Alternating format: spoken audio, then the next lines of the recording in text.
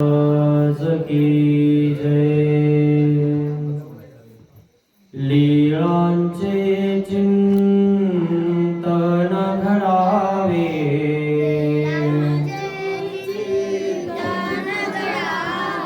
जीवनामुचे पावन व्हावे,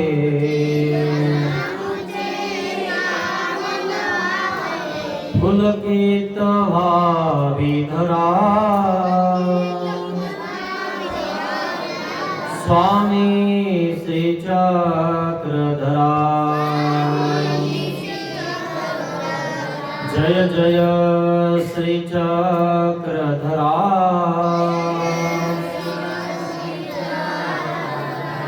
स्वामी श्री चक्रधरा, स्वामी श्री चक्रधरा, स्वामी श्री चक्रधरा। श्री गोपाल कृष्ण महाराज की जय। दंडवत।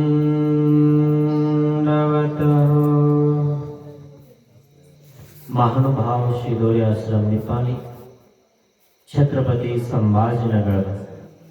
हा आश्रम आपल्या तालुका खुलताबाद, जिल्हा छत्रपती संभाजीनगर, गाव इंदापूर, दत्तवाडी या ठिकाणी आपण शिदोरी सत्संग निमित्ताने एकत्रित जमलो आहोत। या शिदोरी सत्संगामध्ये आपण नामाचं महत्त्व बघत आहोत। नाम असलं की आपलं काम होतं। आपण एखाद्या वेळेस म्हणतो की नाही, माझं नाव सांग, काम होऊन जाईल की नाही।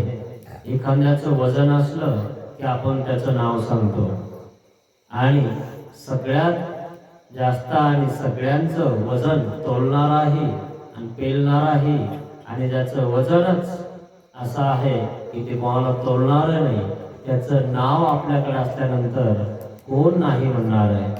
आणि म्हणून त्या परमेश्वराचं नाम सगळ्यात महत्त्वाचं आहे। आत्ताच आपल्या भैयाने नाम घेतलं, आता त्याचं सगळं काम सुरळीत होणार आहे, कारण नाम तारणार आहे, त्याला कोण मारणार आहे। आणि म्हणून नामाचं महत्त्व मी आज तुम्हाला सांगणार आहे। खूप सुंदर असं आहे। मनोनी निराकारा साकारा नामचे कारण। नाम कारण आहे मित्रांनो। काय? उद्धरणाला नाम नसेल तर उद्धरण होणार नाही, म्हणून नाम महत्वाचा आहे। आणि म्हणून निराकारापासून नाम मूर्ती, निराकार परमेश्वराने नाम स्वीकारलेला आहे। मग कसं स्वीकारलं? ना स्वरूपे होली स्वीकार। स्वरूपावरून, स्वरूपामधून सर्वज्ञ श्रीचक्र भगवंताने नाम स्वीकारलेला आहे। ते कोणतं नाम आहे म्हणाले? आणि म्हणून देव या ठिकाणी लीळा सांगत आहेत। पैठण या ठिकाणची काय? पांड्या स्वप्नी नाम स्वीकार। बाईसा ही पयोआहारी होती, आणि बाईसा त्या पयोआहारीच्या त्या ठिकाणी त्या धर्माचं आचरण करायचे, कर्मकांड करायचे, कर्म रत अशी ती होती। मग बाईसाकडे सर्वज्ञ श्री चक्रधर भगवान गेलेले आहेत, बोणे बायसा गेलेले आहेत। बोणे बायांनी बाईसाला देव सांगितला। आमचे देव असे आहे, आमचे देव सुंदर आहे, जो अवयव जैसा आहे तैसाची, असं बाईसाला सांगितलं। आणि बाईसाशी वेद झाला, बाईसाला वेद लागला सर्वज्ञ श्री चक्रधर भगवंताचा। ती वेदाची लीळा मी तुम्हाला नंतर सांगणार आहे, आणि नामे वेद यामध्ये ती कथा मी तुम्हाला सांगणार आहे। पण मग बाईसानं काय केलं? वेद झाला की बाईसा काय करते? स्वामींना बोलवायला जाते, आणि स्वामी भोगावतीच्या स्थानाकडे आहेत. आणि मग बाईसा स्वामींना बोलवण्यासाठी जाते. बोने बाईसाकडनं देव ऐकला होता पैठण या ठिकाणी भोगावती आहे. नदी मक्काच्या मध्यभागी त्या ठिकाणी भोगावती आहे. त्या ठिकाणी बाईसा स्वामींना बघायला जाते. कारण बाईसानं देव ऐकला होता बोने बाईसाकडनं की देव असा आहे, लंब कर्ण विशाल नेत्र आजान बाहू, जो आवयो जैसा व्हावा तैसाची. बाईसानं हे सगळं डोक्यात ठेवलेलं आहे. बाईसाला आता परमेश्वराचा वेध लागलेला आहे आणि बाईसा आता स्वामींना शोधायला जात आहे. बाईसा येत आहे आणि स्वामी भोगावतीच्या स्थानाकडनं इकडे येत आहे आणि स्वामींना त्या ठिकाणी बाईसा दिसली आणि बाईसाला देव दिसला आणि बाईसा म्हणती हेच ते स्वामी जी महाराज माझ्या झोपडीला आगमन करावे. आणि म्हणून बाईसानं देवाला दंडवत घातला, विनंती केली महाराज माझ्या झोपडीला आपले श्रीचरण लावा. आणि मग बाईसाची प्रार्थना देव स्वीकारतात आणि देव बाईसाच्या घरी जातात. आणि म्हणून या झोपडीत माझ्या देव आलेला आहे. आणि विदुर काका किती आनंद होत आहे. तसं पूर्वजोड ही फळास आले, भाग्य उजळले तरी आज देव आले बाईसा घरी. पैठण या ठिकाणी बाईसाचं त्या ठिकाणी झोपडी आहे आणि त्या झोपडीमध्ये बाईसानं सर्वज्ञ श्री चक्रधर भगवंताला बोलावलेला आहे. आणि मग बाईसा त्या ठिकाणी स्वामींची पूजा करायला लागलेली आहे. पयोवृत्तीचा मार्ग तिने सांगला, कर्मकांड सोडून दिलं. मग त्या ठिकाणी सगळं सोडून देऊन स्वामींची भक्ती करायला लागलेली आहे. मग बाईसाचे शिष्य त्या ठिकाणी बाईसाला नाव मोठं ठेवायला लागलेलं आहे. पांडा, हंसराजा, मग अनुपदेव हे सगळे नाव ठेवायला लागलेले आहे. पांडा आणि हंसराजा काय म्हणतात, अनुपदेवाला जाऊन सांगणार की ही बाईसा कोणी एका बाबाच्या मागे लागलेली आहे. कोणी एक बाबा त्या ठिकाणी आतमध्ये घातलेला आहे, झोपडीत बसवलेला आहे आणि त्या बाबाला वर बसवलंय आणि त्या बाबांचं पायवणी ही घेत आहे. आणि मग बाईसाचे शिष्य त्या ठिकाणी भगत आहेत आणि मग वारंवार टाकून बोलत आहेत. या बाईसाला काही कळत नाही, आपला श्रेष्ठ मार्ग सोडून दिला आणि हा महानुभाव पंथाचा मार्ग धरला. या बाबाला वर बसवलं आणि त्या बाबाचे श्रीचरण धुतय आणि चरणोदक घेताय. हे सगळे भगत आहेत. आणि मग असं करता करता पांडा इतका भक्तो त्या ठिकाणी शिव्या देतो, शाप देतो आणि मग देवालाही टाकून बोलतो, काही बोलतो बाबाला. अशा प्रकारे तो पांडा निंदा करायला लागलेला आहे. एक दिवस बाईसानं देवाला सांगितलं, महाराज मी आपली सेवा करते, सेवा दास्य करते, तर हा पांडा मला टाकून बोलतो, निंदा करतो, मला वाईट बोलतो, म्हणतो हा बाबाला वर बसवलं आणि बाबाचं चरणोदक घेते. पुण्या बाबाला झोपडीत घातला आणि त्या बाबाचं ऐकते. आपलं सगळं सोडून दिलं आणि आता ह्या बाबाचं ऐकायला लागलेली आहे. आपला धर्म सोडला, आपलं कर्मकांड सोडलं आणि ही बाबाच्या मागे लागलेली आहे. असं म्हणत आहे बाबा तिला काही सांगा ना, त्या पांडाला काही सांगा ना. अशा प्रकारे बाईसा त्या ठिकाणी व्याकुळ होऊन जाते. आणि मग सर्वज्ञ श्री चक्रधर भगवान एक दिवशी त्या पांडाच्या स्वप्नात जातात. मग सर्वज्ञ श्री चक्रधर स्वामी आपल्या ठिकाणी विश्रांती करतात. बाईसा आपल्या ठिकाणी जाते, पांडा आपल्या खोलीत जातो आणि पांडा झोपलेला आहे. झोपलेल्या असल्याने मध्यरात्री अचानक स्वप्न पडलेलं आहे पांड्याला.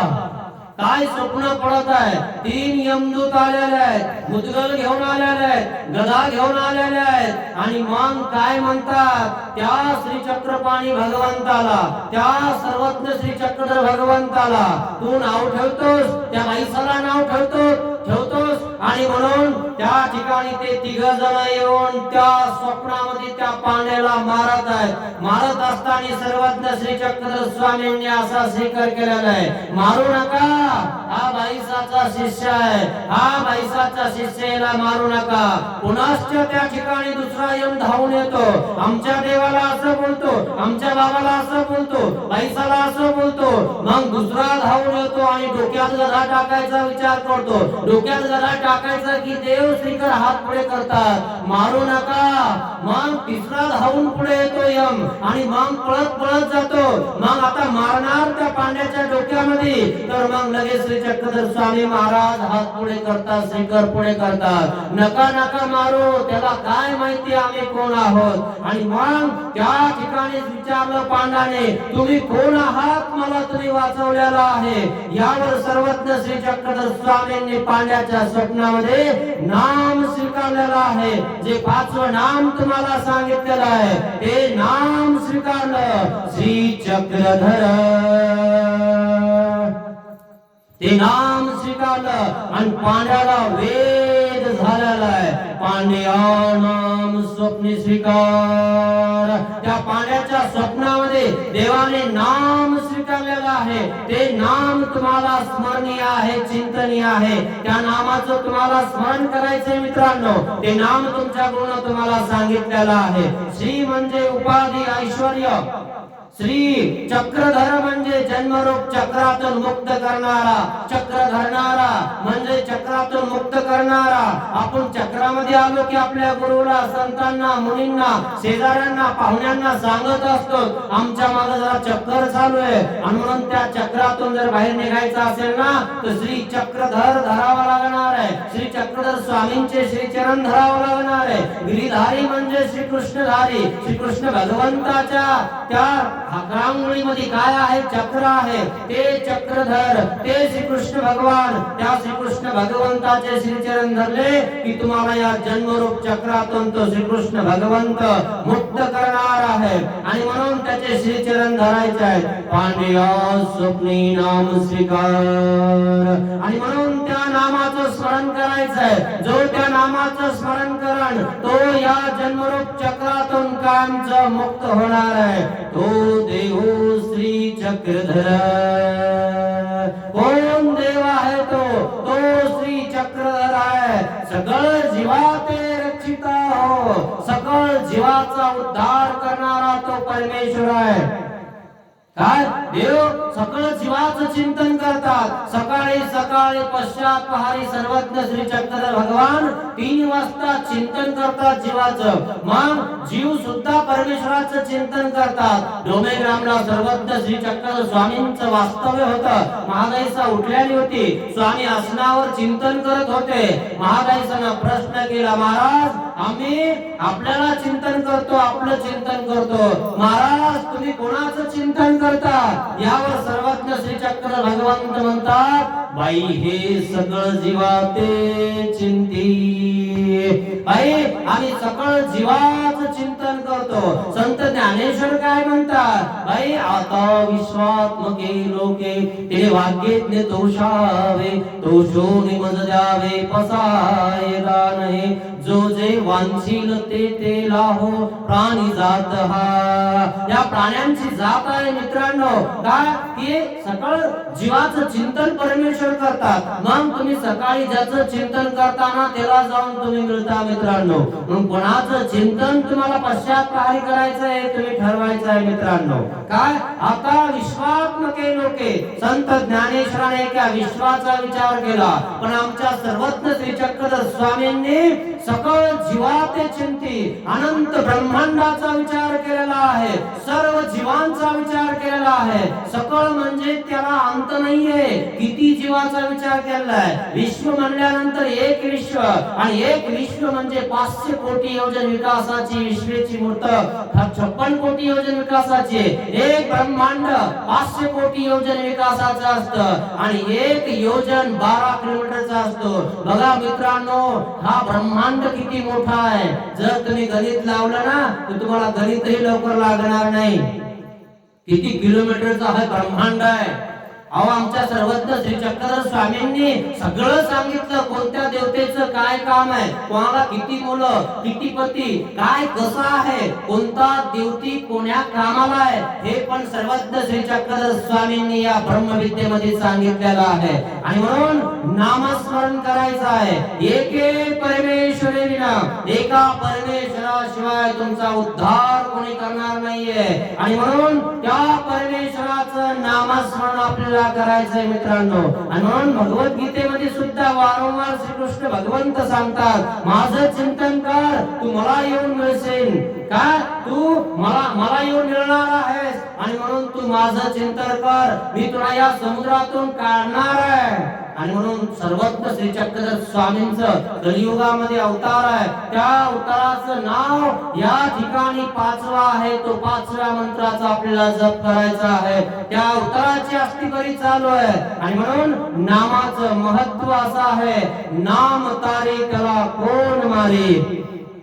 म्हणून नामस्मरण करायचं आहे मित्रांनो. आणि म्हणून ते नाम उच्चारल्यावर, ते नाम स्मरण केल्यावर काय होतं, कसं होतं. इतक्या गर्दीमध्ये एखाद्याला नाव नसेल आणि जर तुम्ही हाका मारत असताल तर कोण जवळ येणार आहे, एकही जवळ येणार नाहीये. जो ज्याचा पती आहे किंवा जो कोणी त्याचा कोणी संबंधी आहे, त्याच्या नावाने जर तुम्ही हाका मारला तर तो तुमच्या जवळ येणार आहे. जर नावच तुम्ही घेतलं नाही तर कोण जवळ येणार आहे, कोणीच जवळ येणार नाही. कोण आरडायला लागला असं लोक म्हणणार आहे, कोणाला बोलवत आहे असं म्हणणार आहे. आणि म्हणून तुमच्याकडे आपल्या दैवताचं, आपल्या कुलदैवताचं, सर्वज्ञ श्री चक्रधर भगवंताचं नाम महत्वाचं आहे. आणि म्हणून जे नाम आपल्याला आहे ते नाम घेतल्यावर त्या ठिकाणी देव आपल्या जवळ येतो. आणि म्हणून नाम घेतलं, जास्त घेतलं, स्मरण केलं की देव कसा जवळ येतो. म्हणून या ठिकाणी आपल्याला दृष्टांत देऊन सांगणार आहे. धाडिवे नाम उच्चारिते आणि द्यावे द्यावे ऐसे वाटे. धाडिवे नाम उच्चारिते, मग ते कसं आहे म्हणाले तुम्हाला माहितीये का. धाडिवे म्हणजे त्या ठिकाणी गुणवर्णन करणारे लोक नामाचा उल्लेख करतात. एखाद्या पाटलाचा म्हणा, कोणाचा म्हणा, है ना. तुम्हाला वासुदेव माहितीये का, ते आपल्या वंशजाची सगळी त्या ठिकाणी परंपरा सांगतात. काय आजे म्हणजे काका सगळं सांगायला लागतात. मग ते धाडिवे सकाळी सकाळी तुमच्या घरासमोर येतात. मोराचा पंखाचा त्या ठिकाणी मुजरा असतो आणि त्यावर एक गोंडा असतो आणि मग तो फिरवतो गोंडा. वासुदेव आला रे वासुदेव आला, वासुदेव आला रे वासुदेव आला. एक हातामध्ये टाळ असतो आणि वरती गोंडा फिरत असतो आणि त्या ठिकाणी तो वाजवत असतो, वासुदेव आला रे वासुदेव आला. ज्या पाटलाच्या घरी तो गेलेला आहे, पाटलाने दरवाजा लावलेला आहे पण थोडासा उघडलेला आहे. कोण सकाळी सकाळी वासुदेव आपल्या घरी आलेला आहे आणि मग त्या ठिकाणी तो नाम उच्चारतो. काय तो नाम काय उच्चारतो, तुमच्या वंशावळीचं नाव सांगतो. त्याच्याकडे सगळं भाट असतं, भाट त्याला लोक म्हणतात. मग भाट लोक हे सगळं तुम्हाला सांगत असतात. पाठ गान भाट धाडिवे नाम उच्चारिते आणि द्यावे द्यावे ऐसे वाटे. अजूनही भाट लोक येत असतील तर तुम्हाला तुमच्या दुर्जावर तुम्हाला देवा नसेल वाटत तरी देवा वाटतं. का देवा वाटतं, तुमचं नाव तो घेत असतो आणि म्हणून तुम्ही त्याला देत असता. मग तो कोणतं नाव घेतो, तुमची वंशावळ पूर्ण सांगतो. शामरावाचे, रामरावाचे, मग सगळ्यांचं त्या ठिकाणी नाव घेतो. मग आमके तमके म्हणतो आणि शामराव जो असतो तो खुर्चीवर पेपर वाचत बसलेला असतो. हिनतनं त्या बाबाला बघत असतो, त्या भाटाला बघत असतो म्हणजे आपलं नाव घेऊन राहिलाय. आताचे तो शामराव पाटील, कर्णासारखे दानी वीर, या गावात एकच पाटील आणि तो आहे कसा म्हणले तर दानवीर कर्ण. आणि म्हणून त्या पाटलाने नाव घेतल्यानंतर पेपर खाली केला म्हणे आपलं नाव घेतलं आणि कर्णाला जोडलं. अरे कर्णासारखा मी दानी आहे असा हा भाट म्हणत आहे. मग जवळ जवळ येतो, दरवाजा उघडतो, त्या भाटाला बघतो, अरे शामराव पाटलाचं नाव घेतलं. खिशात हात घालतो, मग खिशात हात घातल्यावर बघतो आपल्या खिशात काही चिल्लर आहे का. त्या पाटलाला काही देवा वाटत नाही, पण जाऊ द्या आपलं नाव घेतलं ना, 1 रुपया देऊन टाकू. आणि म्हणून तो चालत होता, 1 रुपया आहे का, आणि मग तो चालत होता, 1 रुपया आहे का, तसा तसा तो भाट त्या ठिकाणी नाम उच्चारत होता. हा भाट काय म्हणत होता, शामराव पाटील गावात 1 नंबर. अरे कवच कुंडल दान केले कर्णानं, तसं दान करणार, असं दान करणारा हा पाटील आहे. शामरावने 1 रुपयाकडे हात घातला होता. शामरावाला वाटलं कवच कुंडल कर्णाने दान केले, माझं नाव त्याच्यासोबत जोडलं. त्याला असं वाटलं 1 रुपया दिलं तर गावात 1 नंबरचा चिकट पाटील मी होणार, आणि म्हणून त्यांनी 1 रुपया सोडला आणि 100 रुपया दिला आणि मग त्या भाटाच्या हातात दिला. आणि मग तो शामराव पाटील 101 रुपया घेऊन देतो भाटा जवळ आणून. ऐसे नाम पाडगान भाट आडवे नाम उच्चारिती आणि द्यावे द्यावे ऐसे वाटे. पाहिलं का, जो न देणारा माणूस सुद्धा देतो का, त्याचं नाव घेतलेलं आहे. आता मी बघा पुढच्या वर्षीचा दंड घालून द्या, शेवटची पंगत तुम्ही करून द्या. मग तो काय म्हणतो, आपण करणार, आपलं फक्त नाव पत्रिकाच्या खाली टाकून द्या.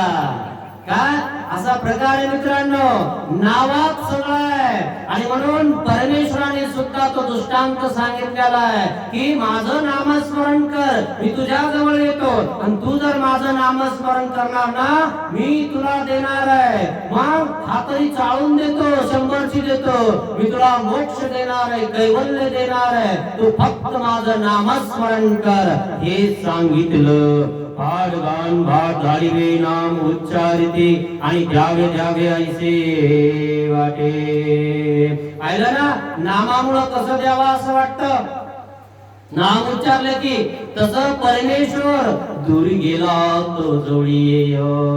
परमेश्वराचं नामस्मरण जर तुम्ही करणार ना मित्रांनो, परमेश्वर दूर गेलेला तुमच्या जवळ येणार. आणि जर तुम्ही कोणा संकटात अडकले असणार ना, तर परमेश्वर तुम्हाला सोडवणार. आणि जर समजा तुम्हाला तुमच्याकडे नामच नाही, तर कोणाचं नाव घेऊन बोलवणार, कोणाचं नाव घेऊन बोलवणार तुम्ही, कोणाला बोलवणार, आपल्या देहाच्या पतीला बोलवणार. करण लागल्यावर तो म्हणतो मी चिटकणार, मला शाप लागलाय, मग तो झकाटा आणणार, एक मारणार, नाही सुटलो तो मरू द्या म्हणणार. काय नाही मी चिटकू काय, मी मरू काय, खरे की नाही. मग कोण सोडणार आहे तुम्हाला या प्रपंचातून, या चक्रातून कोण काढणार आहे, देव काढणार आहे. आणि म्हणून नाम तारी त्याला कोण मारी. आणि म्हणून नामस्मरण करा मित्रांनो, नाम जप करा. नाम जप केल्याने तुम्हाला त्या ठिकाणी त्या नामाचं संरक्षण भेटणार आहे. तुमच्या केसाला कोणी धक्का लावणार नाहीये, फक्त नामस्मरण करायचा. उठता बसता खाता पिता काही पण करताना, श्वास आणि उच्छ्वास त्या ठिकाणी घेत असताना नामस्मरण करायचा. काय मुखाने नाम चालू ठेवायचा. जर काही बोलायचं काम आलं तर बोलत राहत जा, बोलणं बंद झालं की नामस्मरण चालू करायचा. काय सांगता कधी गुचकी लागणार आणि कधी आपला दिवा मावळून जाईल. आणि म्हणून नामस्मरण करा. जर हा दिवा मावळला, नाम घेता घेता जर मावळला ना, तर त्या ठिकाणी परमेश्वराला जाऊन मिळतात मित्रांनो. अंतकालेच मामेव स्मरण मुक्त्वा कलेवरम. अंतकाळामध्ये जर तुम्हाला परमेश्वराचं जर चिंतन जर झालं, तर तुम्ही परमेश्वराला जाऊन भेटणार मित्रांनो. नामस्मरण खूप महत्वाचं आहे. नामस्मरण करा, चिंतन करा. तुम्हाला चिंताच करायची गरज नाहीये, फक्त नामस्मरण करा, चिंता दूर होऊन जाते. जर चिंता करणार तर चिंता जवळ येते, जवळ येते. आपली चिंता लागून जाते तरी सुद्धा आपली चिंता दूर होत नाही. बघा तुम्ही मरुस्तर सुद्धा तुमची चिंता चिंता दूर होणार नाही. आपल्याला जास्त टेन्शन आलं की अटॅक येऊन जाणार, काहीतरी होऊन जाणार आणि चिंता वाढणार. आपलं त्या ठिकाणी नस फाटणार, आपण मरणार, चितेवर जाणार आणि चिंता जळून जाणार. चिंतन जर केलं असतं ना तर तुम्हाला कोणी धक्का लावला नसता, तुम्हाला काही झालं नसतं. आणि म्हणून नामाचं चिंतन महत्वाचं आहे मित्रांनो. स्मरण चिंतन करा. अशा प्रकारे सर्वज्ञ श्री चक्रधर स्वामींनी पाठ गान भाट धाडीवे नाम उच्चारिती आणि द्यावे द्यावे ऐसे वाटे. जर नामाचं स्मरण केलं तर परमेश्वराला तुम्हाला काही पण उदारपणे द्यावा असं वाटतं. आपल्याला द्यावं वाटलं नाही. अजून बघा, जो कधी दान देणारा नाही, फक्त त्याचं नाव घ्या तुम्ही. तो म्हणतो मी देतो, काय मी देणार, मी करणार नाही. आणि म्हणून नाम महत्वाचं आहे मित्रांनो. काय नामाने काम होतं आणि म्हणून नामस्मरण करा, चिंतन करा. मग आणि द्यावे द्यावे ऐसे वाटे तैसे परमेश्वर ब्रह्मविद्या निरूपिते तेवे आधी नामची सांगते. ज्यावेळेस परमेश्वर ब्रह्मविद्या तुम्हाला सांगतात ना त्यावेळेस आधी नाम सांगतात. कारण नाम असल्याशिवाय ती ब्रह्मविद्या तुमच्या हृदयामध्ये उगत नाही मित्रांनो. आणि मग ती उगलेली ब्रह्मविद्या जर समजा नाम असेल तर ती उगते, मग ती वाढते आणि मग तिला फूल येतं, फळ येतं, मोक्ष होतो, कैवल्य होतो.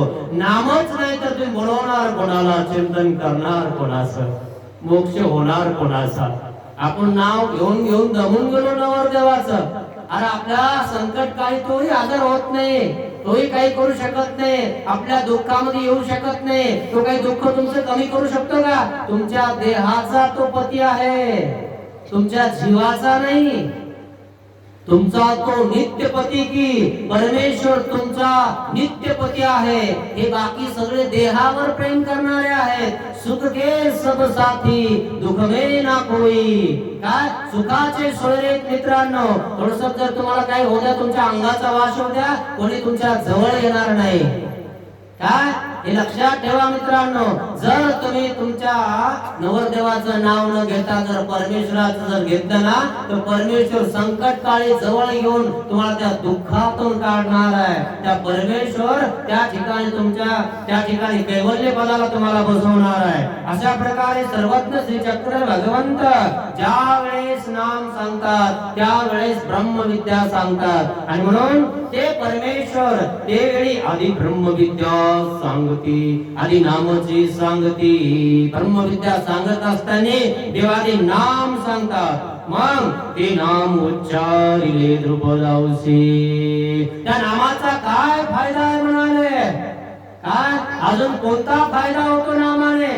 आणि म्हणून या ठिकाणी सांगत आहेत त्या नामाचा अजून कोणता फायदा आहे. आणि म्हणून द्रुपदावसाची कथा या ठिकाणी सांगत आहेत. तीच कथा कशी आहे म्हणाले. आणि म्हणून सांगत आहे द्रुपदावसी. द्रौपदी काय हस्तिनापूरची, द्रुपदा पाची पांडवाची.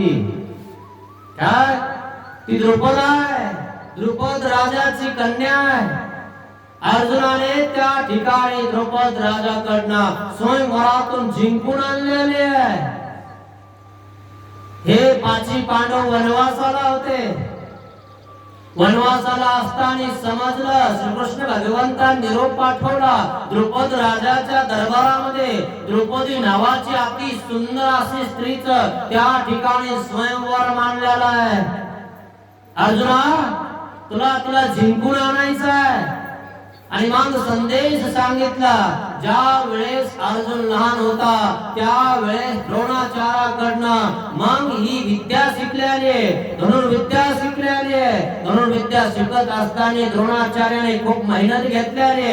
द्रोणाचार्य ज्या वेळेस अर्जुनाला शिकवत होते ना त्यावेळेस असं शिकवत होते, आंब्याच्या झाडाला एक प्लास्टिकचा मिट्टू बांधा, त्याला डोळे होते आणि मग आंबेही होते, पानही होते. आणि मग आपली शेंडी, अर्जुनाची शेंडी त्या झाडाला बांधली, फांदीला बांधली. म्हणजे अर्जुना या मिट्टूचा या पोपटाचा जोपर्यंत डोळा तू उडवणार नाहीस ना तोपर्यंत तू झोपायचं नाही जमिनीवर. मग अर्जुन बाण लावत होता आणि पोपटाचा डोळा बघत होता. रात्र संपत गेली, झोप येत होती, परंतु झोपलं की शेंडीवर अडकत होती आणि म्हणून त्या ठिकाणी तो झोपला की पुन्हा उठायचा, त्या पोपटाचा डोळा बघायचा. शेवटी सकाळी सकाळी नेम धरला आणि नेम त्या ठिकाणी लागला आणि डोळ्यात बाण लागला. द्रोणाचार्याला समजलं की आपला शिष्य आता बाण लावू शकतो, डोळ्यात मारू शकतो. यांनी ही मेहनत केलेली आहे, ती मेहनत त्या अर्जुनाला उपयोगात पडलेली आहे. कुठे उपयोगात पडली?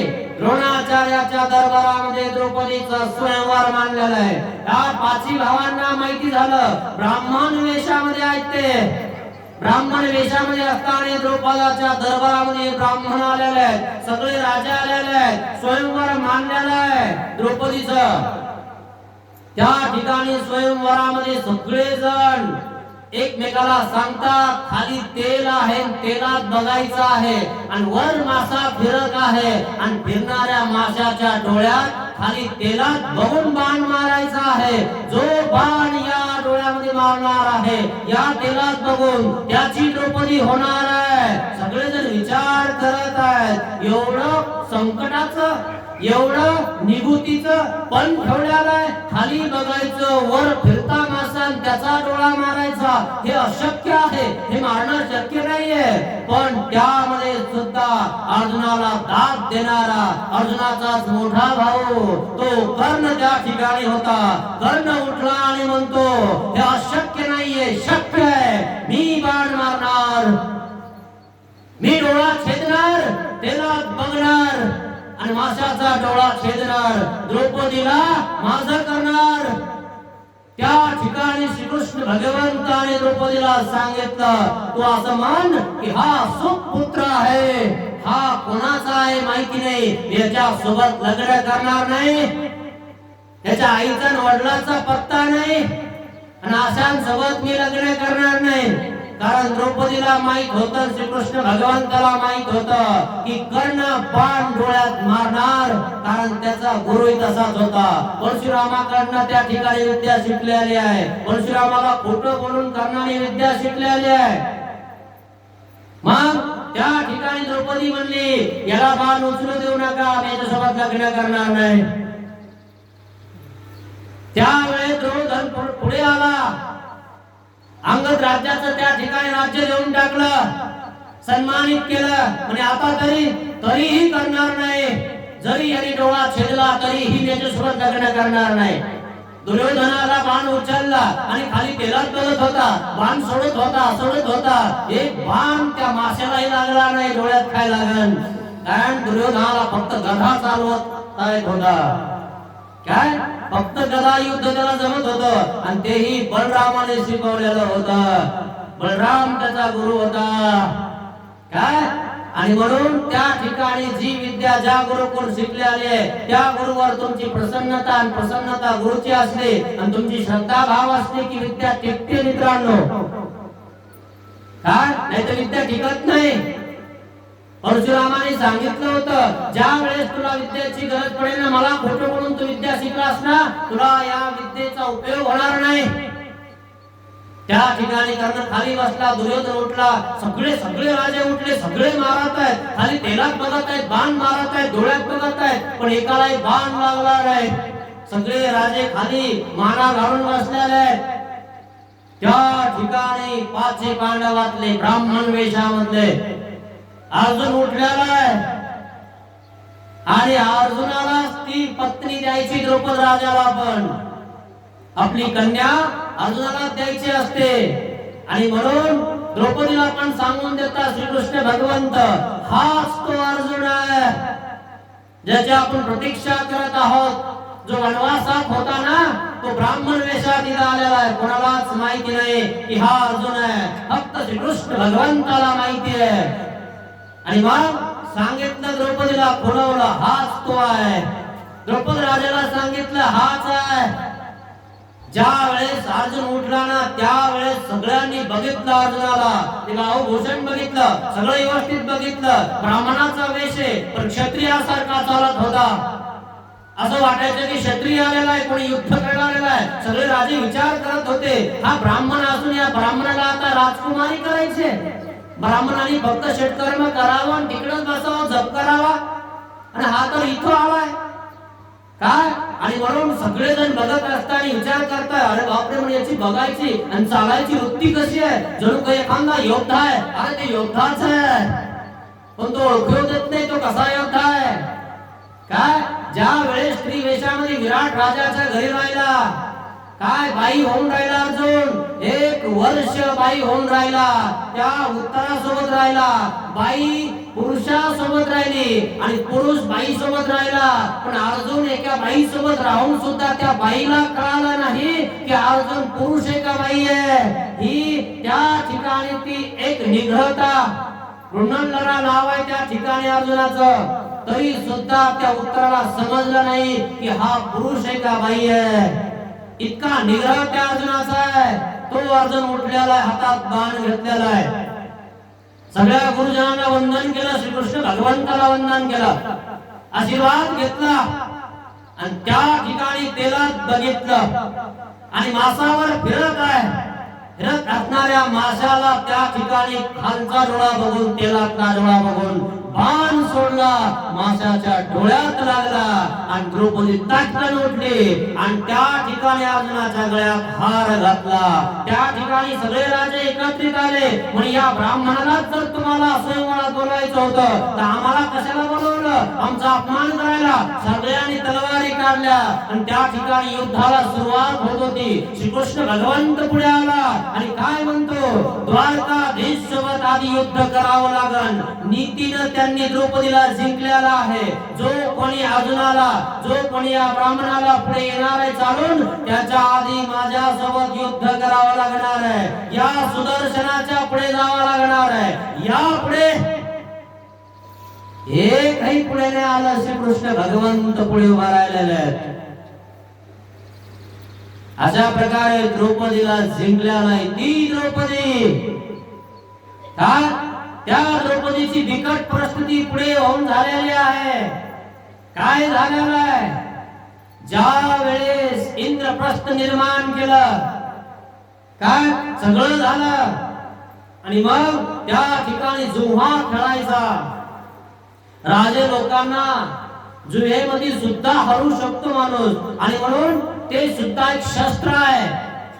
आणि मग शकुनीने सांगितलं दुर्योधनाला, आपल्याला हे 5 पांडव असे आवरणार नाहीत. का आवरणार नाहीत, श्रीकृष्ण भगवंताचं त्यांना मार्गदर्शन आहे. आणि म्हणून गुरुचं मार्गदर्शन खूप महत्वाचं आहे मित्रांनो.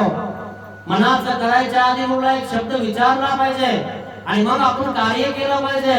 अशा प्रकारे विचारलं आणि मग शकुनी म्हणतो आपण हरवायचं तर कूटनीतीनं हरवायचं. आणि मग जिव्हाचं त्या ठिकाणी आमंत्रण दिलं राजाला, धर्मराजाला, आम्ही आपल्या सोबत जिव्हा खेळणार आहोत, डाव खेळणार आहोत. मग त्या ठिकाणी डाव टाकायला लागले राज सभेमध्ये. मग धृतराष्ट्र बसलेले सगळे, भीष्म पितामह, कृपाचार्य, द्रोणाचार्य, विदुर काका, विकर्ण, दुःशासन, सगळे बसलेले आहेत. आणि हे 5 पांडव त्या ठिकाणी बसलेले आहेत. धर्मराजाला जुहेचं सुद्धा ज्ञान होतं, तो सुद्धा त्या ठिकाणी व्यवस्थित खेळत होता. आणि मग अशा वेळेस त्या ठिकाणी दुर्योधन त्या ठिकाणी खेळत आहे, पण शकुनीचं सगळं कपट आहे मित्रांनो.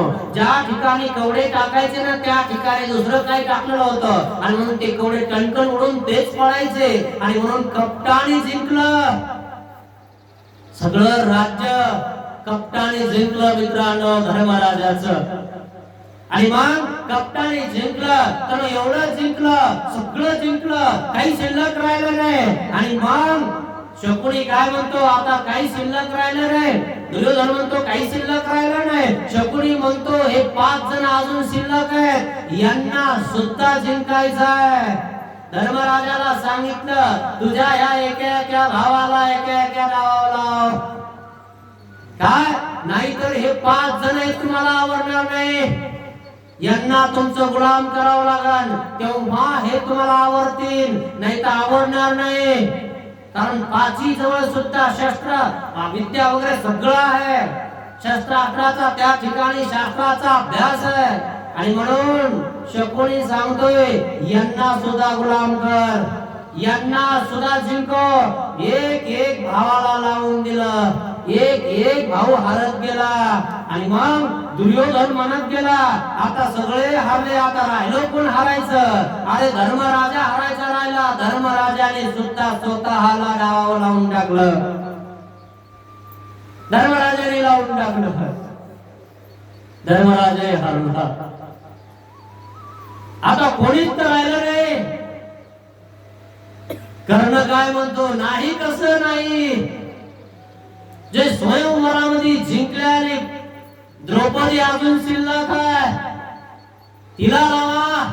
5 जण उठले बघ निकोल, जर व्यवस्थित बोलणार नाही तर जीभ काढून घेऊ आम्ही तुझी. अरे लावायसारखीच तर नाही तर काय आहे, 5 जणांची ती आहे, लावून टाका तिला सुद्धा, तीही एक वस्तू आहे. धर्मराजाला त्या ठिकाणी आव्हान केलेलं आहे. धर्मराजाने कोणताही विचार केला नाही. धर्मराजाने टाकला फासा, द्रौपदीला लावला. द्रौपदी हरून गेली. द्रौपदी दुर्योधनाची झालेली आहे. सगळे खुश झालेले आहे, सगळे त्या ठिकाणी आनंदित झालेले आहे. द्रौपदी त्या ठिकाणी आपल्या राजवाड्यामध्ये आपल्या ठिकाणी बसलेले आहे. दुर्योधनाने सांगितलं दुःशासना जा द्रौपदीला घेऊन ये. दुःशासन गेला आणि म्हणतो द्रौपदीला भाभी चला राजसभेला. तुम्ही हारलात. मी कसे हारले? धर्मराजाने तुम्हाला लावून टाकलं म्हणे जिव्हावर. मी काय वस्तू आहे मला लावायचा? आणि त्यांचा काय अधिकार आहे मला लावायचा? ती बोलायला मी त्या ठिकाणी तेव्हा ती जाम येणार नाही. दुःशासन परत आला, सांगितलं दुर्योधनाला, येत नाही म्हणते ती. कशी येत नाही? आपली झालेली आहे, जा फडफडत ओळख घेऊन ये. सांगितलं दुर्योधनाला. दुर्योधनाने दुःशासनाला गेला, भाभी चला नाहीतर मला हात घालावा लागेल, तुम्हाला ओळख न्यावं लागेल. नाही मला हात लावायचा नाही, मी रजस्वला झालेली आहे, मला हात लावू नका. ऐकलं नाही. पुन्हा वापस आला दुःशासन. दुर्योधनाला सांगितलं की हात लावू देत नाही, येत नाही, रजस्वला झालेली असे म्हणते. अरे जा, तुला हात आहेत ना, त्या हाताने ओळख घेऊन ये. जर समजा तू आता ओळख आणले तर तुझे हात ठेवणार नाही. दुर्योधन हा राजा होता, युवराज होता, लाडका शिष्य होता दुर्योधन धृतराष्ट्राचा.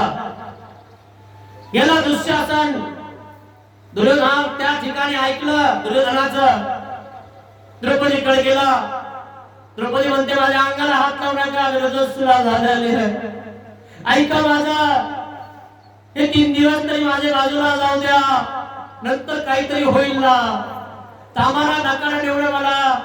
राजसभेमध्ये आपली इज्जत त्या ठिकाणी कशाला ओळख देताय? काय म्हणते राजसभेमध्ये हस्तिनापुरची ही सगळी इज्जत तुम्ही वेशीला टांगत आहात. हे चांगलं नाहीये बरं, हे करू नका. पकडलं दुःशासनाने, पकडलं, फडफडत आणलं, ओढीत आणलं आणि मग धृतराष्ट्राच्या समोर सिंहासनावर टाकलं. सिंहासनावर टाकल्यानंतर त्या ठिकाणी राजा पुढे हात जोडते. धृतराष्ट्र राजा आहे आणि धृतराष्ट्राची ती सून आहे. 5 पांडवांची ती पत्नी आहे. हात जोडते. तुम्ही न्यायाधीश आहात, न्याय करणारे आहात, या सिंहासनावर बसणारे आहात. तुमच्याच घरातली लक्तरे वेशीला टांगत आहेत आणि तुम्ही गप्प बसलेले आहात. बरं झालं तुम्हाला दिसत नाही, नाही तर खूप वाईट झाला असतं. तुम्ही बघू शकले नसते की राजसभेत काय चालू आहे. त्यावेळेस हात जोडते ती धृतराष्ट्राला, वाचवा मला. दुर्योधन म्हणतो बघतो काय ती आपली झालेली आहे. कर्ण आवाज देतो माझ्या मांडीवर बसवा. आणि मग त्या ठिकाणी दुःशासनाला सांगतो दुर्योधन, अरे ओढ तिला, ती बोलून चालून या ठिकाणी काही शब्द पालट करण आणि ओढ आणि तिला नग्न करून टाक. ती ओढाचा प्रयत्न करते, सगळ्यांकडे जाते, भीष्म पितामहाकडे जाते, हात जोडते. भीष्म पितामहा तापश्री, काय बघताय तुम्ही? तुम्ही माझा अभिमान घेणार नाही, तुम्ही मला वाचवणार नाही. जर तुम्ही बाण जर लावला आपल्या धनुष्याला तर एक पुढे येणार नाही. माझं संरक्षण करा, मला वाचवा. भीष्म पितामह म्हणतात त्याचं नमक खाल्लंय त्याचं नीट करावं लागणार. मी या सिंहासनाला बांधलेला आहे, हे सिंहासन जे बोलणार ते मी करणार आहे. मग अत्याचार करणार तरी तुम्ही करणार. भीष्म पितामहाने खाली बघितलं, द्रोणाचार्याकडे गेली, सांगितलं सांगा ना आपल्या शिष्टांना, दुर्योधनाला सांगा, दुःशासनाला सांगा, सगळ्यांना सांगा मला वाचवा ना. तुम्ही त्यांचे गुरु आहात, सांगा ना, मार्गदर्शन करा ना, आपल्या शिष्याला मार्गदर्शन करा, वाचवा मला. द्रोणाचार्याने खाली बघितलं, कृपाचार्याकडे गेली, कुलगुरु कृपाचार्य, तुम्ही कुणाचे गुरु आहात? तुमचा शब्द राजा ऐकल, सांगा ना या राजाला, मला विवस्त्र करू नका, माझा अपमान करू नका. सांगा ना, आपण सगळे मिळून या राजाला, या दुर्योधनाला समजावा ना. राजसभेमध्ये मला विवस्त्र करत आहे, समजावून सांगा. कोणी पुढे येत नाही. विदुर काकाकडे जाते, विदुर नीती, विदुर महामंत्री आहे, कळवे सत्य बोलतो तो, राजाला सुद्धा खरं बोलतो. त्यावेळेस विदुर काकाकडे येते, सांगा ना आपल्या कळलेल्या शब्दामध्ये तुमच्या लाडक्या राजाला, मला वाचवा ना, माझं संरक्षण करा ना. दुःशासन माझ्या मागे लागलाय. त्या ठिकाणी विदुर काकाने खाली बघितलं, विकर्ण उठला, हे योग्य नाहीये, तलवार काढून उभा राहिला विकर्ण. सगळ्यांनी सांगितलं विकर्णा बस खाली, बिलकुल उभा राहायचं नाही. सत्याची बाजू धरणारा विकर्ण एक तिथं होता. एक जणाकडनं काय होणार आहे, महारथी त्या ठिकाणी होते. सगळ्यापुढे पाया पडले, हात जोडले, सगळ्यांपुढे नाक घासला. एक जण पुढे नाही आला द्रौपदीसाठी. पाची पांडवाकडे गेले, पाची पांडवांना सांगितलं, धर्मराजा कारण आपला भाला घाला ना या दुर्योधनाच्या छातडात. मी माझा राहिलो नाही ग, मी स्वतःला हरलो, मी दुर्योधनाचा झालेला आहे, तो सांगेल ते मी करणार आहे. भीमाकडे जाते, भीमाला म्हणते तुमचा गदा काढा ना टाकण्याच्या डोक्यात. मी पण हरलो, मी पण दुर्योधनाचा झालेला, मी गुलाम झालो. अर्जुनाकडे गेली आणि अर्जुनाला म्हणती यासाठी माझं स्वयंवर केलं होतं का? भर सभेमध्ये मला तुम्ही जिंकून आणलं आणि भर सभेमध्ये तुमच्या पत्नीचा या ठिकाणी अपमान होत आहे. तुमचा गांडीव धनुष्य काढा. जर गांडीव धनुष्य काढला प्रत्यंजा लावली तर तिन्ही लोक घाबरतात. काढा ना, उठा ना. मी हरलो का द्रौपदी? मलाही डावाला लावलेलं आहे, मी माझा राहिलो नाही. नकुल सहदेव तेही स्वतःचे राहिले नाही. 5 पती असणारी द्रौपदी 5 पतीनं काही केलं नाही. का कोणी पुढालं नाही. भीष्म पितामह नाही, द्रोणाचार्य नाही, कृपाचार्य नाही, विदुर काका नाही, कोणी तिचं संरक्षण करायला आलं नाही. दुर्योधनाने सांगितलं राजसभेमध्ये धृतराष्ट्राच्या समोर, दुःशासना काय बघतोय तिला, वारीला ही नुसती बोलत राहते, बोलून बोलून आपल्या राजाचं मन त्या ठिकाणी खालीवर करते. ओढ नष्ट करीला दुःशासन द्रौपदीच्या मागे लागतो. द्रौपदीला ओढतो, तिचा पदर धरतो, पदर धरल्यानंतर ओढतो. तिने सगळ्यांना हात जोडले मित्रांनो. सगळ्यांपुढे नाक घासलं, कोणी जवळ नाही आलं, कोणी जवळ नाही केलं द्रौपदीला. शेवटी द्रौपदी विचार करते, मी राखी बांधली माझ्या श्रीकृष्ण भगवंताला. ज्यावेळेस श्रीकृष्ण भगवंताने शिशुपाला मारलं त्यावेळेस त्या ठिकाणी गरममुळीला थोडासा घाव लागला आणि आपला शालू फाडला आणि त्या ठिकाणी ती चिंधी बांधली. त्या श्रीकृष्ण भगवंताचं नामस्मरण केलं. महाराजा श्रीकृष्ण भगवान, तू माझा सखा आहे, तू माझा भाऊ आहे. माझे आप्त वगैरे कोणी माझ्या जवळ येत नाही, कोणी माझं संरक्षण करत नाही रे. त्या श्रीकृष्ण भगवंताचं नामस्मरण केलं. त्या लाखीची लाज राख रे. मी तुला भर सभेत माझा शालू फाडून मी तुझ्या हाताला बांधला होता. एक चिंधी मी तुला दिली होती, याची परतफेड करणार का रे कान्हा कृष्णा? त्या ठिकाणी श्रीकृष्ण भगवंताचं नामस्मरण केलं. दुःशासन ओढत आहे, बस आता विवस्त्र व्हायचं तर श्रीकृष्ण भगवंताला वर हात करून दिले. महाराजा तारा तुझा प्रभू तू नाथा नाथा. हात वर केले श्रीकृष्ण भगवंताने. नाम तारी त्याला कोण मारी. द्रुपदाओसी नाम उच्चारिले जे कौरवाव कला केली. तेने नामेची संहारिले. आणि मग द्रौपदीने धावा ठोकरला. धावा धावा श्रीकृष्ण महाराजा आपली दासी आपली द्रौपदी उघडी होत आहे. महाराज माझं संरक्षण करा. श्रीकृष्ण भगवंताचं चिंतन केलं मित्रांनो. आणि श्रीकृष्ण भगवंताला आणि द्रौपदीची लाज राखली. लाज राखली. कोणी जवळ नाही आलं मित्रांनो. द्रौपदीला जर श्रीकृष्ण भगवंताचं नाम माहिती नसतं तर हे काम झालं असतं का? तेने नामेची संहारिले. तेने नामेची कौरवाव कळा केली. आणि म्हणून नाम तारी. नाम तुमचं संरक्षण करतं मित्रांनो. नाम तुमच्या मुखात पाहिजे मित्रांनो. तुम्ही एवढे भाग्यवान आहात की तुमच्याकडे नाम आहे, उपदेश आहे.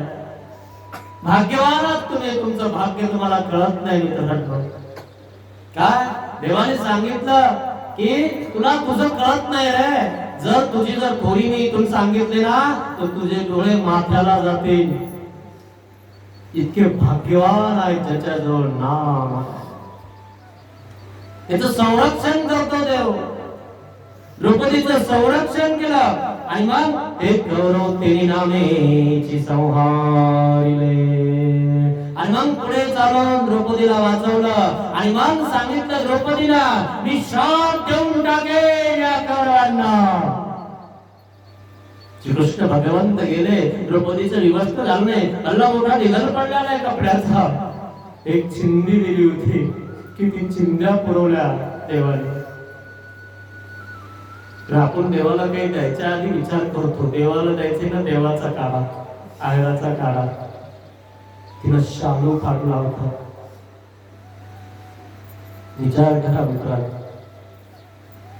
आणि मग त्या ठिकाणी त्याने नामेची संहारिले. त्या ठिकाणी धृतराष्ट्राला सांगते मी श्राप देणार हस्तिनापूरला. गांधारी जवळ आली म्हणे बाई श्राप नको देऊ. बाईचा शाप लागतो मित्रांनो. नको देऊ शाप. आणि मग दुर्योधन शांत बसला. सगळे शांत बसले. धृतराष्ट्र खूप हुशार होता. राजनीतीचं त्याला ज्ञान होतं. जर आपल्याला या स्त्रीनं शाप दिला तर आपला विनाश होणार. मग सांगितलं तुला 2-3 पण देतो. तुला एक डाव खेळायची संधी देतो. पाची पांडवाला पहिल्या डावात सोडून घेतलं, स्वतःला सोडून घेतलं आणि मग त्यांचा डाव टाकला. 13 वर्ष वनवास आणि 1 वर्ष अज्ञातवास. अज्ञातवासात जर तुम्ही ओळखू आले तर पुन्हा 13 वर्ष वनवास. येऊन जाऊन तुम्ही वनवासातच राहिले पाहिजे अशी कूटनीती शकुनीनं चालवली. आणि मग पाची पांडवांनी स्वतःना सोडवून घेतलं, शस्त्र अस्त्र सोडवून घेतले. म्हणजे अजून खेळा, म्हणजे आता मला जास्त आशा नाही, मोह नाही. माझे पती मी सोडले, मी सुटले, माझं घर माझ्या सोबत आहे, बस आम्ही वनवासाला जायला तयार आहोत. तेरी नामेची संहारिले. वनवासाला गेल्यावर सुद्धा त्या ठिकाणी वनवासात सुद्धा यांना मारण्याचा विचार शकुनीचा. लक्षागृह निर्माण केलं, त्यांना मारून टाका. ते 14व्या वर्षी वापस आले ना, दुर्योधनाला करणारा कोणाला ठेवणार नाही, मारून टाकतील. हे कारण बलवान आहेत, महारथी आहेत, वीर आहेत. ते पाची पांडव एक प्रकार एक आहे. लक्षागृह निर्माण केलं. लक्षागृह निर्माण केल्यानंतर पेटवून दिलं. विदुर काकाने एक सत्य सांगितलं, एक सल्ला दिला. आग लगे डोंगर को तो चूहा बिल में जाता है. आग लागल्यानंतर उंदर बिळात जातात, एवढंच सांगितलं धर्मराजाला. दुर्योधना देखता सांगता नाही आलं. आणि मग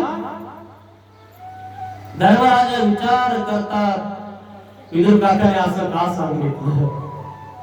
आग लागल्यानंतर आपल्याला बिळात निघायचंय असा संकेत दिसतो.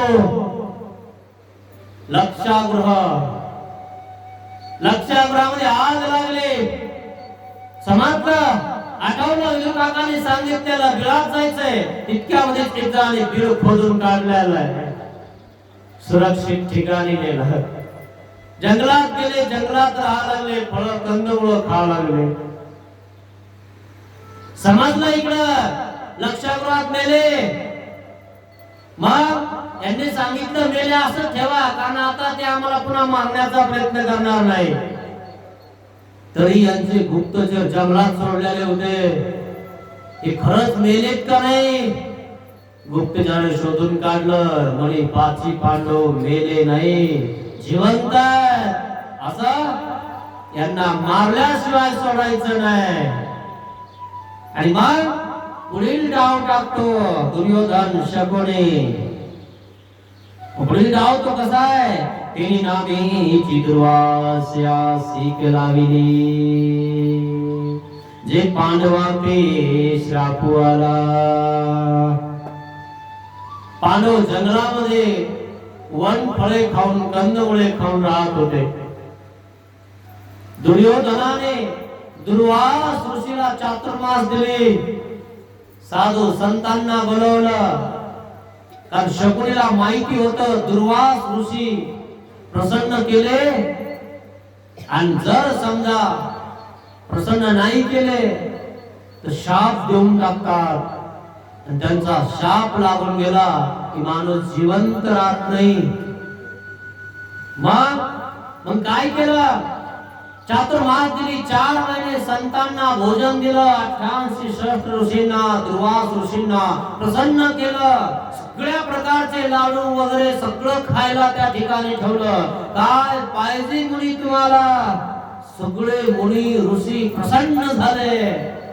दुर्वास ऋषी प्रसन्न झाले. म्हणजे दुर्योधना काय सेवा केलीस तू आमची. सगळे मुनी ऋषी सगळे प्रसन्न झालेले आहेत. काय म्हणतात ते यजमान दुर्योधनाला, शकुनीला, आम्ही प्रसन्न आहोत तुमच्यावर. दुर्वास ऋषी म्हणतो मागा येत काही आम्हाला, आम्ही तुम्हाला देणार आहोत, आम्हाला काहीतरी मागा, आम्ही तुमच्यावर प्रसन्न आहोत. शकुनी शिकवणारा आहे. शकुनी म्हणतो दुर्वास ऋषीला काहीच मागायचं नाही, त्यांना उलट म्हणायचं आपल्या आशीर्वादाने काय कमी आहे. काय दुर्योधन पुढे गेला आणि काय म्हणतो दुर्वास ऋषीला आपल्या आशीर्वादाने, साधू संतांच्या आशीर्वादाने मला काही कमी नाही, पण माझे चुलत भाऊ जंगलात आहेत, त्यांना कधी अन्नदान मिळत नाही, त्यांच्याकडे जाऊन तुम्ही एकदा भोजन करा. काय जंगलात आहेत ते, मग त्यांनाही अन्नदान घडू द्या, त्यांनाही काहीतरी सत्क्रिया घडू द्या. ही कूटनीती आहे मित्रांनो. 88 सहस्त्र ऋषींना जंगलात भोजन देणं इतकं सोपं नाहीये. 10-5 लोकांना द्यायचं असेल तर माणूस विचार करतो किती लागतात. एवढ्या ऋषींना द्यायचंय, ते जंगलात 5 पांडव फळं आणि कंदमुळे त्या ठिकाणी उकरून उकरून खातात. 88 सहस्त्र ऋषी त्या ठिकाणी पाठवले जंगलात. आमचे भाऊ जंगलात आहेत, वनवासात आहेत, त्यांना काही घडलं पाहिजे ना. दुर्वास ऋषी म्हणतो अरे दुर्योधना, किती संस्कारी आहेस रे तू, तुला अन्नदान घडलं तर तुझ्या भावाचा पण विचार करतोस ना, त्यांनाही घडलं पाहिजे असं म्हणतोस. वा वा, मी तुला मागितलं मग माग म्हणतो तर मागत सुद्धा नाही, त्यांना घडलं पाहिजे असं म्हणतो. चांगला विचार आहे तुझा, नक्की जाणार मी तुझ्या भावाकडे, पांडूच्या पुत्राकडे नक्की जाणार आणि त्यांना सुद्धा घडवणार. कारण शकुनी मामाला माहिती होतं जर समजा पांडवांनी भोजन दिलं नाही की दुर्वास ऋषी शाप देऊन टाकणार. काय आणि मग आपण मारलंय का नाही हे आपण दिसणारही नाही. काटा काट्याने काढायचा असतो, आपण शेप राहायचं असतं. हे सांगितलं दुर्वास ऋषीला पटलं, दुर्योधनासारख्या अत्याचारींचं सुद्धा पटलं. मग दुर्योधन किती हुशार असेल याचा विचार करा. जे अत्याचारी लोक असतात ना, ज्या वेळेस काही करायचं असतं ना चोरी वगैरे, त्यावेळेस ते सीसीटीव्ही कॅमेरे बंद करतात आणि मग करतात. त्यांना किती डोकं आहे, ते काही येडे आहे का? है ना, कसं झालं काय आध्यात्मिक ज्ञान असणारा दुर्वास ऋषी सुद्धा भाळून गेला. कशावरून? खाऊ घातला ना, म्हणून त्याच खाल्लं पाहिजे. जो चांगलं नीतीनं कमवतो, लोकांच्या मुंड्या म्हणून कमवतो ना, त्याचं खाल्लं सुद्धा नाही पाहिजे मित्रांनो. काय आणि म्हणून एका एका दाण्यावर खाण्यावाल्याचं नाव लिखाण केलेलं असतं. तुम्ही कोणालाही देतान, पण साधू संत मुनींना त्या ठिकाणी तुम्ही जोडलेलं नसले की तुम्ही देणारच नाही, तुम्हाला करावंच वाटणार नाही, कारण तुम्ही ते जोडलेलंच नाही. ते भाग्य काय, ते भाग्यात लागतं. आणि मग त्या ठिकाणी दुर्वास ऋषी निघाले वनवासात, जंगलात. मग इकडं दुर्योधन प्रसन्न झाला, शकुनी मामा प्रसन्न झाला. म्हणे आता जीवन धरणार नाही, आता शाप देऊन टाकणार. गेले जंगलामध्ये, 5 पांडव होते बाहेर, कंदमुळे वगैरे सापडत होते. धर्मराजाची भेट झाली, 88 सहस्त्र ऋषींचं आगमन झालेलं आहे. बघितलं अरे दुर्वास ऋषी आलेले आहेत. दुर्वास ऋषीचं स्वागत जर व्यवस्थित झालं नाही तर आपल्या शिक्षा पण होईल, शाप भेटन. आणि म्हणून जंगलातले फुलं तोडले, फुलांची रांगोळी काढली, व्यवस्थित त्या ठिकाणी वाजा बाजा त्या ठिकाणी लावलेला आहे. आणि जंगलात सुद्धा दुर्वास ऋषीचं स्वागत धर्मराजाने केलेलं आहे. जर स्वागत केलं नसताना तेव्हा श्राप देऊन टाकला असता. स्वागत केलं त्या ठिकाणी, स्वागत केल्यानंतर प्रसन्न झाले. अरे वा, आणि जंगलात सुद्धा तू स्वागत केलंस, आता हे तर केलं, भूक लागली म्हणे आम्हाला जेवायला पाहिजे. ठीक आहे, धर्मराजा दचकला, एवढ्या मुलींना जेवायला द्यायचं, आपण जंगलात राहतो, बसवायचे कुठं, बसायलाही जागा नाही, आणि जर यांना बसायलाही जागा नाही भेटली, व्यवस्थित पटकन नाही टाकलं तर त्या ठिकाणी रागवतील आणि श्राप देऊन टाकतील. विचार केला, धर्मराजा धर्माला धरून होता, विचार केला, ठीक आहे, भोजन देऊ आम्ही तुम्हाला, नाही म्हणला नाही, तरी संध्या स्नान करून या, नदीवर जा, हातपाय धुवून या, संध्याकाळची देवपूजा करा आणि भोजनासाठी या झोपडीकडे आगमन करा. ठीक आहे. धर्मराजा गेला, पाची पांडवाने सांगितली समस्या द्रौपदीला. द्रौपदे द्रौपदे कुठे आहेस?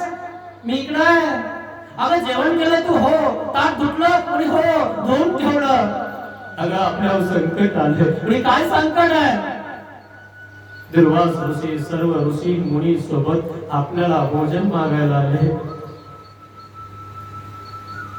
इंद्राने ताट दिलं होतं, त्या ताटातनं जो पदार्थ पाहिजे तो निघत होता.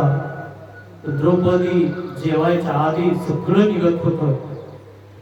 द्रौपदी जेवल्यावर ताट पुसून ठेवायची, मग त्या ताटामध्ये काही शिल्लक राहत नसायचं. पण एखादा कण जर ताटामध्ये शिल्लक राहिला असता तर त्या ताटातनं पदार्थ निघाले असते, पण काही शिल्लक नव्हतं. पाची पांडव रडायला लागले, द्रौपदी रडायला लागली. एवढं मोठं संकट आपल्या आलेलं आहे, दुर्वास ऋषीला जर भोजन दिलं नाही तर आपल्याला शाप भेटणार आहे. काय करायचं आता? त्यावेळेस नामाचे चिंतन, नाम तारी त्याला कोण मारी. श्रीकृष्ण भगवंताचा नावा पोकारला. अरे श्रीकृष्ण महाराजा कुठे आहेस तू? अरे माझ्यावर संकट आलंय, माझ्या घरी ऋषी मुनी जेवायला आले, आणि जर मी त्यांना जेवण दिलं नाही ना मला शाप देऊन टाकतील रे ते. कृष्णा धावना येना, माझं संरक्षण करणार, नामस्मरण करायला लागले, चिंतन करायला लागले. श्रीकृष्ण भगवंत झोपडीत आले. म्हणे द्रौपदी अगं कुठं आहेस तू? मी इथंच आहे. अहो म्हणे मला भूक लागली. अरे काना, मी तुला संकट काळी बोलवलंय. हे सर्व ऋषी माझ्या घरी भोजनाला आले, त्यांना भोजन द्यायचंय, त्यांना भोजन देणं माझ्याकडनं शक्य नाही, म्हणून मी तुझं चिंतन केलं, तुझं नामस्मरण केलं. तुझ म्हणतो मला भूक लागली. अगं जाऊ दे, ते काही असेल, पण मला पहिले जेवायला दे. काना, का माझा अंत बघतोस रे? मी तुला कुठून देणार आहे? तू सगळा करणार आहे, तुला त्यासाठीच तर बनवलंय कृष्णा. हात जोडते. अगं सांग लवकर, मला भूक लागली. बघ ना कशात तरी काहीतरी असेल, अन्न ताट वगैरे कुठं आहे, पाठ कुठं आहे, अन्न मला भूक लागले. अरे नाहीये ना काही, कुठून देणार आहे? माझं संकट काळी तू आलास की माझा अंत बघायला आलास? अगं अन्न तू ताट ताण, त्या ताटाला काय लागलं असेल तर खाऊन घेईन ना मी, प्रसन्न होईन ना मी. ताट अन्न जे दिलेलं होतं आणि त्या ताटाला बघितलं, ताट पुसून ठेवलेलं होतं, पण ताटाच्या गळीनं अशी एक धार असते आणि त्यामध्ये अन्न जाऊन बसतं. आणि म्हणजे भाजीचा पत्ता त्या धारेमध्ये, त्या खिंडीमध्ये जाऊन अडकलेला होता. श्रीकृष्ण भगवंतांनी त्या ताटाला बघितलं, कुठेच काही दिसलं नाही. उलट केलं, उलट केल्यानंतर बघितलं एक पत्ता सापडला भाजीचा. तो काढला आणि खाल्ला आणि ढेकर दिला. तिन्ही लोक जेवले. एक भाजीचा पत्ता खाल्ला, तिन्ही लोक जेवले. मित्रांनो, ताटामध्ये एक कण सुद्धा आपण ठेवला नाही पाहिजे. आपल्या ताटात आपण तसं ठेवतो, वरतून हात धुतो. आपल्याला अजून खायचं ज्ञान झालं नाही. ब्रह्मविद्या कधी होईल एवढं ध्यानात ठेवा. जेव्हा खायला नव्हतं ना तेव्हा पत्रवळ्या चाटून खात होते लोक, नव्हते का? अहो काही लोक तर उकांड्यावरच त्या ठिकाणी खरकट काढून खात होते. आपल्याला जास्त झाले म्हणून आपल्या ताटात आता तसंच असतं. खरे ना? मी ध्यानात ठेवा आजच्या या कथेवरून की आपल्या ताटात एक शीत शिल्लक नाही राहिलं पाहिजे. अन्नाची किंमत करा मित्रांनो. काय अन्न वाया घालू नका. त्या सुदामासारखं वन फिरावं लागत. जेव्हा नव्हतं तेव्हा वन फिरलं तुम्ही 72च्या काळात. रुगी खाल्ली ना, बरबटी खाल्ली ना, नाही खाल्ली? विचारा ना लोकांना, आहेत ना जिवंत अजून. चपाती भेटत नव्हती, पाहुण्यासोबत बसत होते, खालून भाकर वर एक कोरभर चपाती असायची. आता तर चपातीची चपाती आपल्या ताटावर राहती लग्नात गेलं की. जो लग्न करतो त्याला माहितीये कसं केलंय. तुमचं थोडं जातं खिशात ना. जेव्हा तुमचं जातं ना तेव्हा तुम्हाला कळतं. कोणाचंही असो मित्रांनो, त्या अन्नाची किंमत करत जा. श्रीकृष्ण भगवंताने एक भाजीचा पत्ता खाल्ला, त्यांनी लोक जेवून गेले. इकडे हे मुनी ऋषी, दुर्वास ऋषी त्या ठिकाणी तळ्यावर स्नान करायला गेले आहेत. संध्या वेळ झालेली आहे. सगळ्यांनी ढेकर दिले. अरे ना, अचानक भूक गायब झाली. दुर्वास ऋषी सगळ्यांची भूक गायब झाली. सांगितलं धर्मराजाला, जा अतिथींना बोलवा, या झोपडीत बसवा. या झोपडीमध्ये बसण्याची व्यवस्था होणार आहे. या झोपडीमध्ये सगळे ऋषी बसतील. एवढी झोपडी पण सगळे ऋषी बसतात. बसायला व्यवस्था ही तशीच होते जशी ज्याला जशी पाहिजे. त्या ताटातनं सुद्धा पदार्थ तसेच निघतात. ज्यांना जे आवडतात ते ताट त्यातनं निघतं. नदीवर हे सगळे मुनी ऋषी, दुर्वास ऋषी स्नान करत आहेत. संध्या देवपूजा करत आहेत. धर्मराजा भीम सगळे गळवायला गेले. मुनी, भोजनाची तयारी झालेली आहे, बसायला टाकलेला आहे. द्रौपदीनं सर्व तयारी केलेली आहे. दुसरे ऋषी काय म्हणतात, आता एक शीट सुद्धा पोटात जाणार नाही, इतकी भूक नाही. मी काय दंडवत दिलाय तुम्हाला, तयारी केली तुम्हाला, दंडवत दिल्यावर तुम्ही येत नाही जेवायला. भीमाला बोलवलं पुढे. भीमाने गदाला हात लावला, गदा फिरवायला लागला. मुनी, चला जेवा. गदा भीम आहे, दंडवत घालेली उगाच नाही. अंत पाहायला आले ना तुम्ही, देणं होतं का नाही? मग आता इतक्या ऋषींना जेवायला, चला जेवायला. सगळे मुनी ऋषी दुर्वास ऋषीकडे गेले. म्हणे जेवायला काही नको, काहीच वासना नाही, भूकच नाही. मला पण नाही, जावा तर वाटत नाही.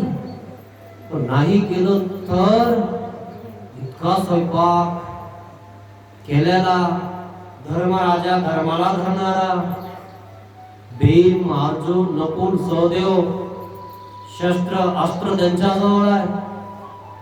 काय आला होता श्राप द्यायला. काय श्राप द्यायचा होता कोणाला? 5 पांडवांना. तिने नामेची संहारिले. 5 पांडवांना श्राप देण्यासाठी येत आहेत. पण जेवायला सुद्धा जावं वाटेना, इतकं पोट भरलेलं आहे. दुर्वास ऋषीनं समजवलं, कसं होईना, बसा ताटावर तर बसा, पुढे बघू काय होईल तर. पण चला, जावाच लागणार आहे जेवायला. गेले सगळे झोपडीत बसले. ज्यांना जे पदार्थ पाहिजे ते भेटत आहे. श्रीकृष्ण भगवंताची लीला आहे. काय मग माझे पांडवांचे श्रापवाला, ते तेने नामेची संहारिले. त्या नामाने चिंतन केलं द्रौपदीना. एवढं मोठं संकट आलेलं सुद्धा, दुर्वासुशीचं संकट आलेलं सुद्धा दूर केलं. कोणी केलं? नाम तारी त्याला कोण मारी. ऐसे नाम स्मरण, ऐसे नामाचे संरक्षण. आणि म्हणून नाम महत्व, या नामाचं महत्व आहे मित्रांनो. त्या कथा तुम्ही महाभारतात बघितल्या किंवा ऐकलेल्या आहेत, पण हे सत्य आहे मित्रांनो. म्हणून नाम आपल्या मुखात पाहिजे. अशा प्रकारे नामाचं संरक्षण, नामाचा फायदा या ठिकाणी हा मी तुम्हाला सांगत आहे. उद्या आता नामाने वेद कसा होणार आहे, वेद झाल्यावर आवडी कशी निर्माण होणार आहे, सवड कशी होणार आहे. आणि मग आवड असली की सवड, आणि सवड असली की आवड आहे. तेव्हाच माणूस इथे येतो. ज्याला आवड नाही त्याला सवड नाही, त्याला नामच माहिती नाही त्याला सवड काय भेटणार. आणि ज्याला सवडच नाही तो या जन्मरूप चक्रातून काय सुटणार. आणि म्हणून नाम स्मरण, नाम तारी त्याला कोण मारी. नामस्मरण करा मित्रांनो. आजच्या भागात एवढं, आजपर्यंत नामस्मरण केलं नसेल, चिंतन केलं नसेल तर देवाला क्षमा मागा मित्रांनो. पतित पावन दीनदयाळ,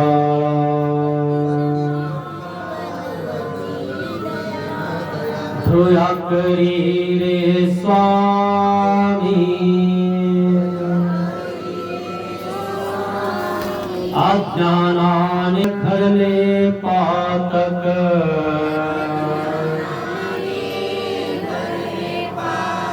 म्हणून पापिया मी. दया करी रे स्वामी. जावाचे जना दुखविले,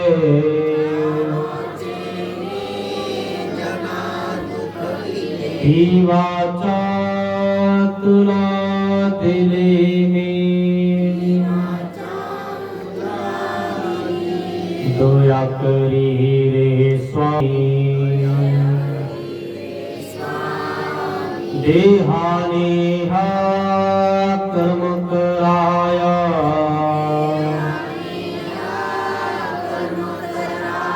दास तुझा झालो. पतित पावन दीनदयाळ, दया करी रे स्वामी.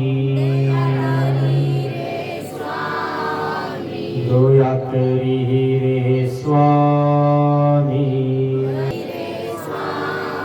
दया करी रे स्वामी.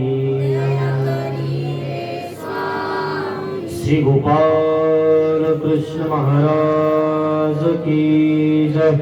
दंडवत हो. उद्याच्या पंक्ती